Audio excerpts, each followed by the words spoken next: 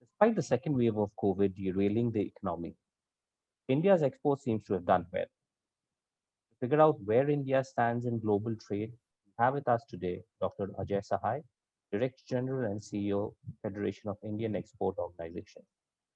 Thank you for speaking to us, Dr. Sahai. Thank you.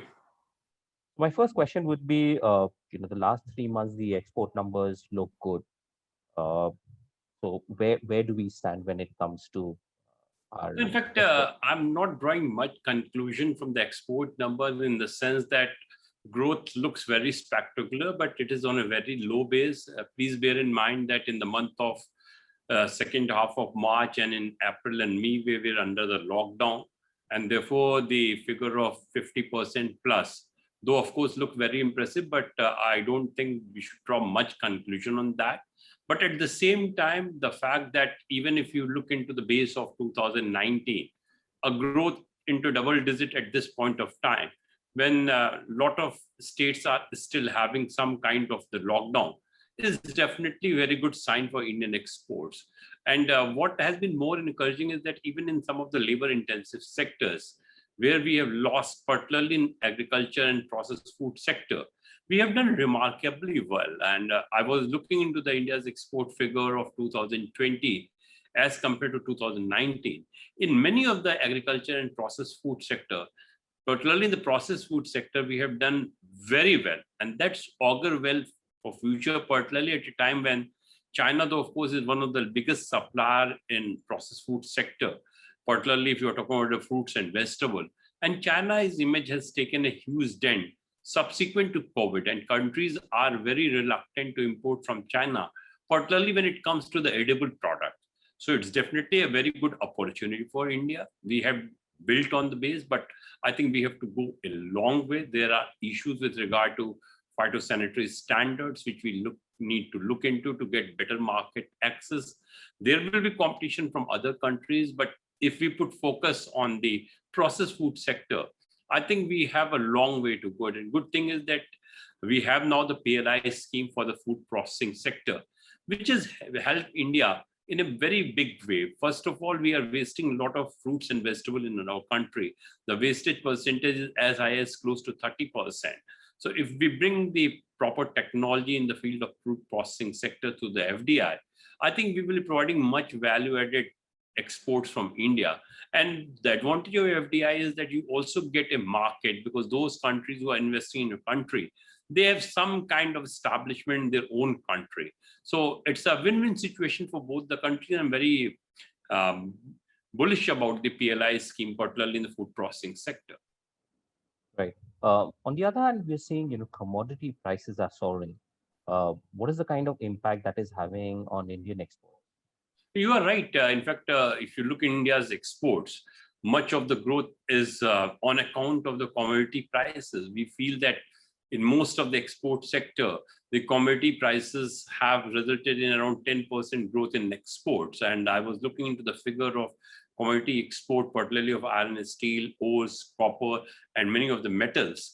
We have done remarkably well, and so is true of the cereals also. But I think it's a very delicate situation where, on the one hand, we take great pride that our exports are booming. At the same time, it creates problem for the downstream processor, because if you talk about the engineering sector, they are very hard hit by the hike in the price of the steel. And that's a call, I think, where we have to be little careful on that. My personal view is that we should have a two-pronged strategy. One is that we focus on value-added exports, and therefore we need to attract investment in the sector where these raw materials can be used into further value-added exports. It's a little, I think, medium to long-term process which will be involved in that. As an immediate process, I think we need to look into what can be done to encourage raw material exporters to supply to the non-value added exporters. We have come across many cases where the same product is being exported from India by A unit and the same is being imported by B unit.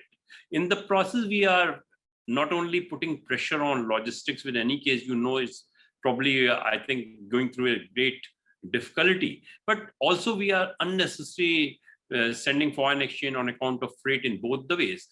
Some of the little twinkling in the policy can help us to address that. So I'm looking into the roadmap where I'm not drawing much satisfaction from raw material exports. I do agree that raw material export is required, otherwise it will suppress the prices in the domestic market beyond a point. But too much raw material exports creates problem for the exporter because it makes my competitor more competitive. They get the raw material from India since they have the economy of scale. They produce it much competitive cost and then beat us in the third market. We should avoid that situation so far as Indian exports are concerned. So how does the order book look for Indian exports at the moment? Order I booking think position is fortunately very good. In fact, we were much apprehensive that since there has been delay in many of the schemes which the government wanted to roll, like for example, the RoDTEP scheme, this will affect exports in a big way. But fortunately for us, most of the MSMEs are today flush with the order. And that has helped us to, of course, somehow offset the disadvantages was there because of the uncertainty of the scheme. I think the problem today is not of the order. The problem today is twofolded. One is on the supply side, where we are seeing huge challenges on the logistics. And second, in our profitability. The profitability of Indian exports today is, I think, at a record bottom. And I'm not sure how long they will be able to sustain. So it's not an issue of an order. Orders are definitely flowing, and orders are not only confined to the large industries. Even SMEs are getting good order. The crucial question would be whether they would have the logistics support to execute the order and at what price. My worry is that if the domestic market improves, many of these sectors where we are seeing exports which are at a very narrow margin may look into the domestic market, and that will be a difficult for so far as exports are concerned. For example, let us say take the case of apparel or footwear sector.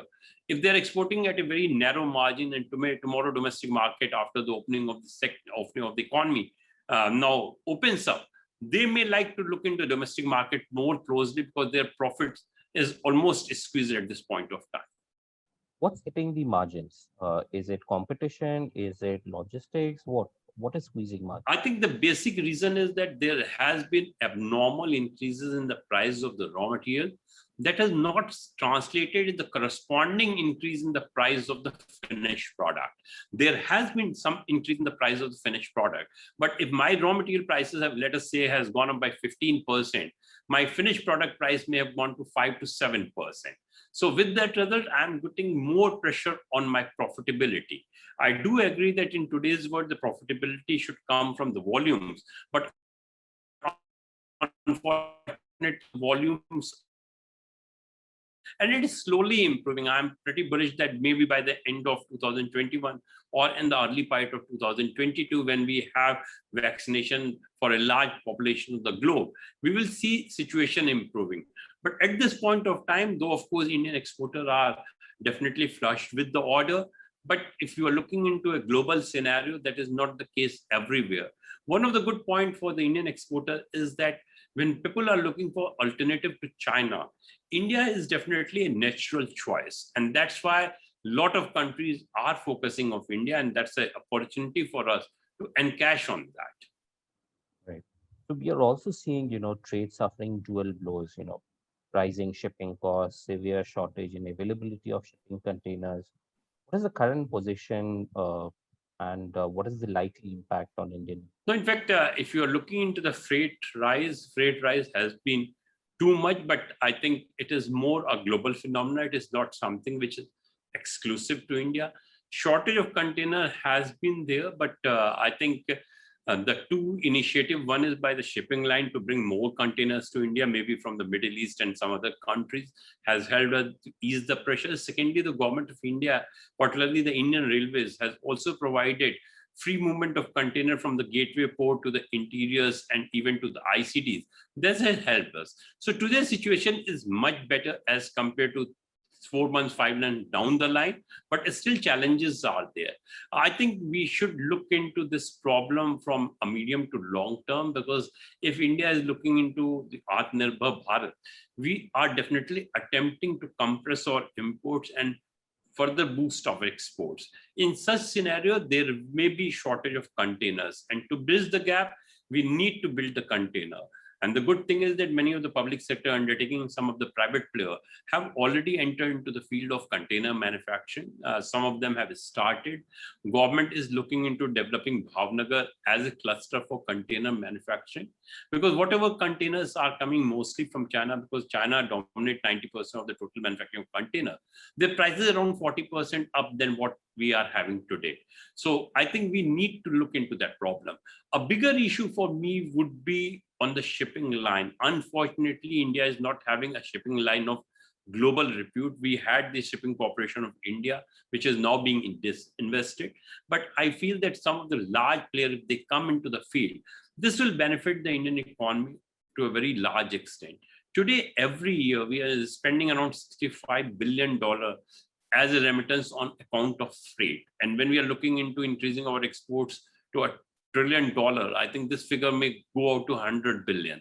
If we have a shipping line which, let us say, capture even 25% of the total market, 25 billion market would be available. So that should be our focus. We should look into, when we are disinvesting in the SCI, whether we can get a large player who can build on SCI, and then look into bringing some kind of technology so that they can take up with the best in the world. And I'm pretty sure that the market which is available in India will help them to sail through in the initial phases. So we've recently seen India and UK pledging a quantum leap in trade. What can be the likely upside in an India-UK trade deal? What can India benefit from such a deal? When I'm looking into India-UK free trade agreement, I'm first looking into what is the UK's engagement with the EU. So far as the goods are concerned, since UK has agreed to be having kind of customs union with the EU, they will continue to have free movement of goods without any tariff between UK and EU. When it comes to the services, the same agreement is not applicable on the immigration. So I'm looking into greater opportunity in the services sector as compared to the goods, because in the goods sector, we will not have the advantage which EU is having at this point of time.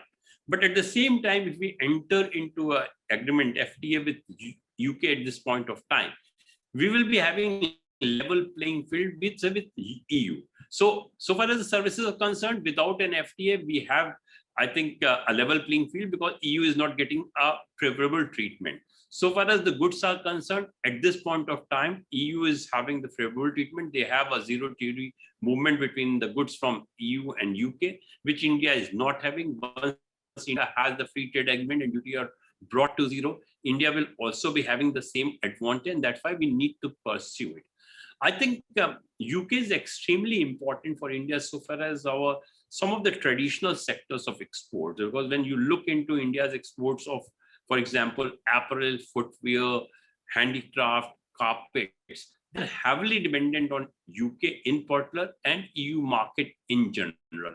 And therefore, if we can work out a kind of free trade agreement, it on the one hand will help our labor-intensive sector. Secondly, we are also seeing India's exports of machinery, electrical and electronic component, pharma, the sunrise sector is also improving. So when we compete with EU countries on equal platform with the free trade agreement, we'll definitely have the advantage. If in the free trade agreement, we can get some kind of facilitation even on the services, that will be a plus for India, because we already have a kind of level playing field with the European country at this point of time, because they have not worked out a similar immigration law as was there earlier. So we will have. Secondly, we feel that with UK, India has the advantage. We are a British-speaking population. A large portion of that is British population. We are part of the Commonwealth also. So when it comes to the services, UK will be attracting a lot of talents from India, and it's a good thing that UK has opened up there to allow some of the large professionals also to move to the UK. I've been given to understand that in IT and many services, UK are opening opportunity for immigration for the professional. So at this point of time, I'm seeing opportunity in both goods and services. At the same time, I think we need to look into the investment prospects also. A lot of UK companies are working in India. A lot of Indian companies are working in India, UK also. And this is the situation where we need to build on that. We always say that still, despite the pandemic, growth story of India is intact. We received record FDI of $81 billion in last financial year. We have now Sensex, which has crossed 51,000 mark. And that's why the growth story of India is intact. If we provide little facilitation to the investor from UK, I think there will be a lot of companies who are looking into India. We also should bear in mind that there are a lot of countries who are competing in India. Our plus point definitely has been a big market, but then we need to leverage that by providing some kind of additional support or facilitation to these companies so that we attract them into our Indian market. Right. So it's not just the UK. We have also, started renegotiating, or we have resumed the long stall talks on free trade deal with the EU itself. How do you see that panning out? No, in fact, we were working out with a countdown of EU-India BTIA for last 13 years or so. We started the negotiation in 2007. Unfortunately, in 2013, we stopped the negotiation. But the good thing is now the two governments are very keen to work out a negotiation. And I think what is good for India is they're talking about negotiations simultaneously on the goods and service and investment, because we have seen in the past that they want to have a greater push on the investment rather than on the trade side. But now we are working closely with the EU to work out a negotiation simultaneously on trade and investment. Let us bear in mind that today EU is my second largest trading partner so far as goods and services concerned. We have around $80 billion of goods trade with EU, and we're around $38 billion of services trade. So they are next only to US when it comes to the bilateral trade. Of course, when you're looking into the services, the goods only, then China supersede US and EU. But when goods and services taken together, they are extremely important. Secondly, I think some of the development which you should bear in mind that Vietnam has emerged as a huge competitor of India. And I think if you look into the data of the last 3 years, Vietnam has cornered a lot of market, and they are competing very closely with India, whether you're talking about apparel sector, you're talking about other textile, footwear, furniture, electronics products, agriculture products. And Vietnam has worked out a free trade agreement with EU. So if we are not having a free trade agreement with EU, we are conceding more grounds to countries like Vietnam. And please bear in mind that a lot of investment from China has flown into Vietnam. So when we are talking about the free trade agreement with Vietnam, let us also look into the companies which have moved from China to Vietnam. And in the given situation, if we worked out a free trade agreement with EU, that will definitely provide a level playing field to the Indian exporters. And we all know that EU is a huge market, and we are also dependent on EU so far as the import of technology and sophisticated goods are concerned. A lot of pharmaceutical and diagnostic and equipments are also being imported, but now it's a two-way process. We are also, being the vaccination capital of the world, are supplying a lot of vaccination, and in the last 1 year or so, we have definitely got a goodwill of the entire world with us in this sector. At this point of time, as we are pushing for a free trade agreement with EU, I think it's a win-win situation for both the countries. There was a study which was conducted, of course, in 2016, which says that an EU FTA can provide a push of around 1.3% to India's GDP. Even if we put the figure at 1%, I think it will be huge gain to Indian economy, particularly at a time when we are recovering, we are trying to bring the economy on track. So many believe that India is working on reviving, much of the bilateral trade relations with major destinations like the EU and the US and Australia to offset the loss of opting out of RCEP. If trade between Western nations and India has to mature, what, according to you, needs to be done then? I think I will not say the not joining of RCEP was a loss. It was a conscious call taken by the country looking into the national interest. It is not only that exports are important for the country, though of course for us it's extremely important. We represent the export sector. But when you are looking into the country, I think we need to have a holistic view. In the given circumstances, government decided in its wisdom, and rightfully so, that we need not to part of the RCEP. We are dealing with the China whom we are not recognizing in the market economy. And when we are little threatened with the China with the dumping of goods, even at the fair prices, how we can compete the country when we enter into kind of free trade agreement. Anyway, that's a thing of the past. But of course, I do agree with you at this point of time with the Quad countries, we are working on a strategic relationship. And it makes sense that when you are having a strategic relationship, it can be cemented further with the economic ties. We are looking into that way. We are working out with the US, Japan, Australia on the one side, with many other countries on the other side. I think we need to look into how, to what extent we can now leverage the anti-China sentiment, which is very much there, particularly after the COVID, though of course it was there even prior to the COVID also. And if with these countries we can attract investment, we can definitely look for changing the entire gamut of the trade. The kind of the incentive that the government of India has provided in the production linked incentive in 13 sector can definitely be game changer. And we have seen it's, though it's too early, the electronic sector, it has made the difference. Even without the PLI, when we bought the mobile companies in India, within a very short span, we have reduced our mobile bill by around $25 billion. So if the PLI scheme is successful, I think we will build the production base in India, which will not only cater to Indian market and thereby suppressing imports, but at the same time, it will also provide the market for exports. Today, Indian mobile companies are not only exporting to Middle East and South Asia, they have even moved to Europe and to North America.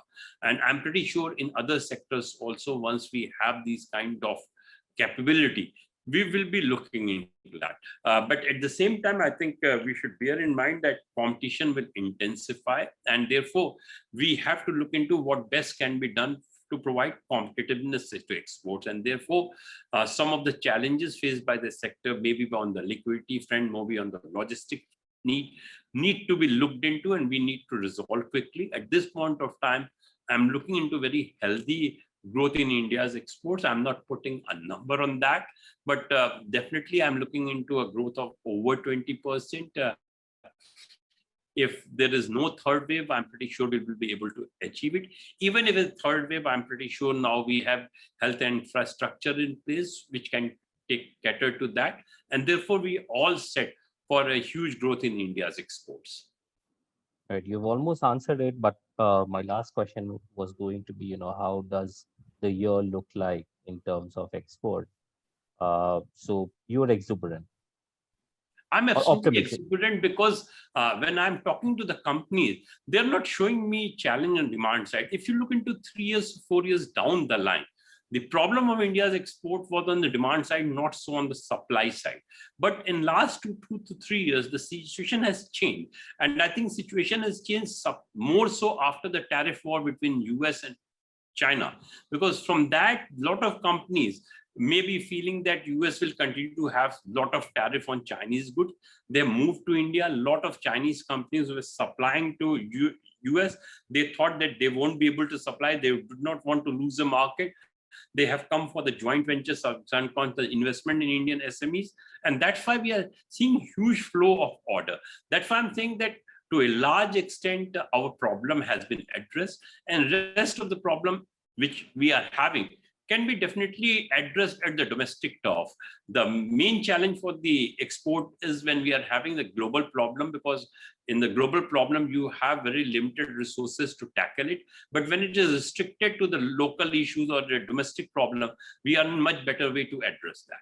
Thank you, Mr. Sai. I am glad that you're optimistic in this situation where things do not look very bright. Thanks again for speaking to us, and all the best. Thank you. Thank you very much. Really appreciate your time. Thank you. Thank you once again.